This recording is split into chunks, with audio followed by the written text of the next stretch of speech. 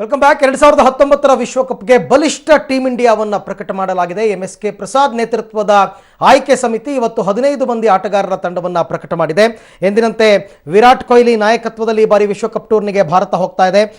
ಉಳಿದಂತೆ ಆಯ್ಕೆಯಾಗಿರ್ತಕ್ಕಂಥ ಸದಸ್ಯರ ಹೆಸರುಗಳು ಹೀಗಿದೆ: ಮಹೇಂದ್ರ ಸಿಂಗ್ ಧೋನಿ, ರೋಹಿತ್ ಶರ್ಮಾ, ಶಿಖರ್ ಧವನ್, ಕನ್ನಡಿಗ KL ರಾಹುಲ್ಗೆ ಅವಕಾಶ ಕೊಡಲಾಗಿದೆ. ಇನ್ನು ಸ್ಟ್ಯಾಂಡ್ ಬೈ ವಿಕೆಟ್ ಕೀಪರ್ ರೂಪದಲ್ಲಿ ದಿನೇಶ್ ಕಾರ್ತಿಕ್ಗೂ ಕೂಡ ಅವಕಾಶ ಕೊಟ್ಟಿದ್ದಾರೆ. ಇನ್ನು ಆಲ್ರೌಂಡರ್ಗಳನ್ನ ನೋಡೋದಾದರೆ ಹಾರ್ದಿಕ್ ಪಾಂಡ್ಯ, ಕೇದಾರ್ ಜಾಧವ್ ಮತ್ತು ವಿಜಯ್ ಶಂಕರ್ ಈ 3 ಜನ ಆಲ್ರೌಂಡರ್ ಕ್ಯಾಟಗರಿನಲ್ಲಿ ಸೆಲೆಕ್ಟ್ ಆಗಿದ್ದಾರೆ. ಇನ್ನು ಸ್ಪಿನ್ನರ್ಸ್ ರವೀಂದ್ರ ಜಡೇಜಾ ಮತ್ತು ಕುಲ್ದೀಪ್ ಯಾದವ್, ಹಾಗೆಯೇ ಯಜುವೇಂದ್ರ ಚಹಲ್.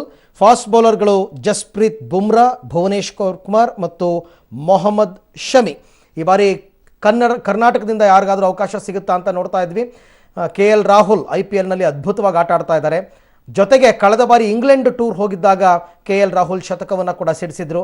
ಹಾಗಾಗಿ ಇಂಗ್ಲೆಂಡ್ನಲ್ಲಿ ಒಳ್ಳೆ ಟ್ರ್ಯಾಕ್ ರೆಕಾರ್ಡ್ ಇರೋ ಕಾರಣದಿಂದ ಈ ಬಾರಿಯ ವಿಶ್ವಕಪ್ನ ತಂಡದಲ್ಲಿ ಕನ್ನಡಿಗ KL ರಾಹುಲ್ಗೂ ಕೂಡ ಅವಕಾಶವನ್ನು ಕೊಡಲಾಗಿದೆ.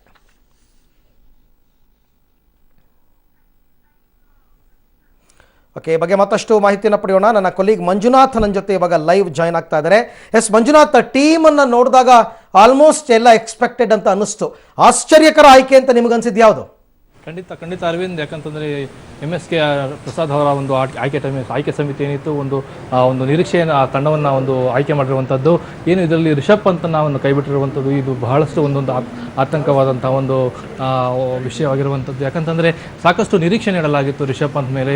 ಆತನ ಒಂದು ಫಾರ್ಮ್ ಇರ್ಬೋದು, ಆಟನ ವೈಖರಿ ಇರ್ಬೋದು, ಇದೆಲ್ಲ ನೋಡುವಂಥ ಸಂದರ್ಭದಲ್ಲಿ ರಿಷಬ್ ಪಂತ್ ಖಂಡಿತವಾಗೂ ಒಂದು ವಿಶ್ವಕಪ್ 2019 ವಿಶ್ವಕಪ್ಗೆ ಆಯ್ಕೆ ಆಗ್ತಾರೆ ಅನ್ನುವಂತಹ ಎಲ್ಲ ಒಂದು ಸಂಭವಗಳು ಕಾಣುವಂಥದ್ದು. ಆದರೆ ಏನು ಆಯ್ಕೆ ಸಮಿತಿ ರಿಷಬ್ ಪಂತ್ನ ಕೈ ಬಿಡಲಿಕ್ಕೆ ಮುಂದೆ ಬಿಟ್ಟಿರುವಂಥದ್ದು. ಯಾಕಂದರೆ ಇದಕ್ಕೊಂದು ಮೂಲ ಕಾರಣ ಏನು ಅಂತಂದರೆ ರಿಷಬ್ ಪಂತ್ ಮತ್ತು ದಿನೇಶ್ ಕಾರ್ತಿಕ್ ನಡುವೆ ನಡೆದಂತಹ ಒಂದು ಪೈಪೋಟಿ ಅಂತಲೇ ಹೇಳಬೇಕು. ಏನು ವಿಕೆಟ್ ಕೀಪರ್ ಸ್ಥಾನಕ್ಕೆ ಬೇಕಾದಂತಹ ಸಂದರ್ಭದಲ್ಲಿ ಈ ಇಬ್ಬರು ಆಟಗಾರರ ನಡುವೆ ತೀವ್ರ ಪೈಪೋಟಿಯನ್ನು ನಡೆಸಲಾಗುತ್ತೆ. ಆ ಸಂದರ್ಭದಲ್ಲಿ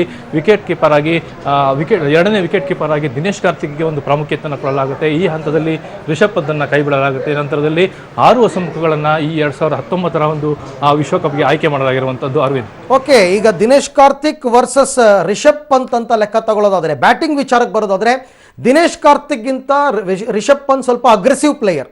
ಜೊತೆಗೆ ಈ ಸರ್ತಿ IPLನಲ್ಲೂ ಕೂಡ ರಿಷಬ್ ಪಂತ್ ಒಳ್ಳೆ ಪರ್ಫಾರ್ಮೆನ್ಸ್ ಇದೆ. ಹಾಗಿದ್ರೂ ಕೂಡ ಯಾಕೆ ಅವ್ರನ್ನ ಆಯ್ಕೆ ಸಮಿತಿ ನೆಗ್ಲೆಕ್ಟ್ ಮಾಡಿದ್ದು ಅಂತ? ಖಂಡಿತ ಅರವಿಂದ್, ಯಾಕಂತಂದರೆ ಅವರ ಬ್ಯಾಟಿಂಗ್ ಲೈನಪ್ ಕೂಡ ನೋಡ್ಬೋದು. ರಿಷಬ್ ಪಂತ್ಗಿಂತ ಅವರ ಆಯ್ಕೆ ಸಮಿತಿಯನ್ನು ತಗೊಂಡಿರುವಂಥದ್ದು ವಿಕೆಟ್ ಕೀಪರ್ ಅಂತ. ವಿಕೆಟ್ ಕೀಪರ್ ನಂತರದಲ್ಲಿ ಬರುವಂಥದ್ದು ಬ್ಯಾಟಿಂಗ್ ಲೈನಪ್ಪಲ್ಲಿ ಕೂಡ ಕೇವಲ ರಿಷಬ್ ಪಂತ್ ಏನು ಆಡಿರುವಂಥ ಕೆಲವೇ ಪಂದ್ಯಗಳನ್ನು ಒಂದು ಗಣನೆಗೆ ತೆಗೆದುಕೊಳ್ಳಲಾಗುತ್ತೆ. ಆ ಗಣನೆಗೆ ತೆಗೆದುಕೊಂಡಂತಹ ಪಂದ್ಯಗಳಲ್ಲಿ ಒಂದು ರನ್ ರೇಟನ್ನು ಒಂದು ಕ್ಯಾಲ್ಕುಲೇಷನ್ ಮಾಡಲಾಗುತ್ತೆ. ಆ ರನ್ ಕ್ಯಾಲ್ಕುಲೇಷನ್ ಮುಖಾಂತರವಾಗಿ ಏನು ಒಂದು ರಿಷಬ್ ಪಂತ್ ಕೊಂಚ ಒಂದು ಹಿಂದೆ ಹಾಕ್ತಾರಂತ ಹಾಕುವಂತಹ ಅಂಕಿಅಂಶಗಳು ಕಂಡುಬರುತ್ತೆ. ಹಾಗಾಗಿ ಅವರನ್ನು ಕೈ ಬಿಡಲಾಗುತ್ತೆ. ದಿನೇಶ್ ಕಾರ್ತಿಕ್ಗೆ ಒಂದು ಪ್ರಾಮುಖ್ಯತೆಯನ್ನು ಕೊಡಲಾಗುತ್ತೆ. ಅರವಿಂದ್, ಇನ್ನು ಇಂಗ್ಲೆಂಡ್ನ ಪಿಚ್ಗಳು ಮಂಜುನಾಥ್ ಎಲ್ಲ ಗೊತ್ತಿರೋ ಹಾಗೆ ಫಾಸ್ಟ್ ಪಿಚ್, ಅಂದರೆ ಫಾಸ್ಟ್ ಬೌಲರ್ಗಳಿಗೆ ಹೆಚ್ಚು ಸಹಕಾರ ಕೊಡ್ತಕ್ಕಂಥ ಪಿಚ್ಗಳು. ಆದರೆ ಬುಮ್ರಾ, ಭುವನೇಶ್ವರ್ ಕುಮಾರ್ ಮತ್ತು ಶಮಿ 3 ಮಾತ್ರ ಇನ್ನೊಬ್ಬ ಫಾಸ್ಟ್ ಬೌಲರ್ನ ಅಗತ್ಯತೆ ಇತ್ತು ಅಂತ ಅನ್ಸಲ್ವಾ?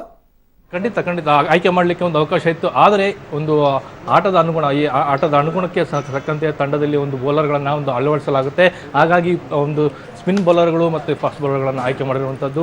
ಇದರಲ್ಲಿ 6 ಜನ ಬೌಲರ್ಗಳು ಬರ್ತಾರೆ. ಸ್ಪಿನ್ 3 ಬೌಲರ್ಗಳು, ಆದರೆ ಫಾಸ್ಟ್ ಬೌಲರ್ಗಳು 3 ತೆಗೆದುಕೊಳ್ಳಲಾಗುತ್ತೆ.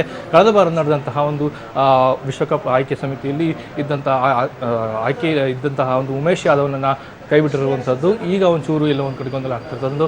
ಅದರಲ್ಲಿ ಭುವನೇಶ್ವರ್ ಮತ್ತು ಶಮಿ ಇರುವಂಥದ್ದು ಒಂದು ತಂಡಕ್ಕೆ ಬೌಲಿಂಗ್ ಪಡೆಯಲ್ಲಿ ಬಲ ತುಂಬಿರುವಂಥದ್ದು. ಅರವಿಂದ್, ನಂತರದಲ್ಲಿ ನೋಡೋದಾದರೆ ನಾವು 6 ಆಟಗಾರರ ಹೊಸಮುಖಗಳಲ್ಲಿ 6 ಆಟಗಾರರಲ್ಲಿ ಯಾರು ಒಂದು ತಂಡದಲ್ಲಿ ಸ್ಥಾನವನ್ನು ಪಡ್ಕೊಳ್ತಾರೆ ಅದನ್ನೇ ಎಲ್ಲ ತಾಳಮೇಳಗಳನ್ನು ನೋಡಿಯೇ ಆಯ್ಕೆ ಮಾಡಿರ್ತಾರೆ. ಸ್ವಲ್ಪ ಸ್ಟ್ರಾಂಗ್ ಟೀಮ್ ಅಂತ ಅನಿಸ್ತಾ ಇದೆ. ಎನಿವೆ, ಥ್ಯಾಂಕ್ ಯು ಮಂಜುನಾಥ್, ತಮ್ಮೆಲ್ಲ ಮಾಹಿತಿಗಾಗಿ ಧನ್ಯವಾದ.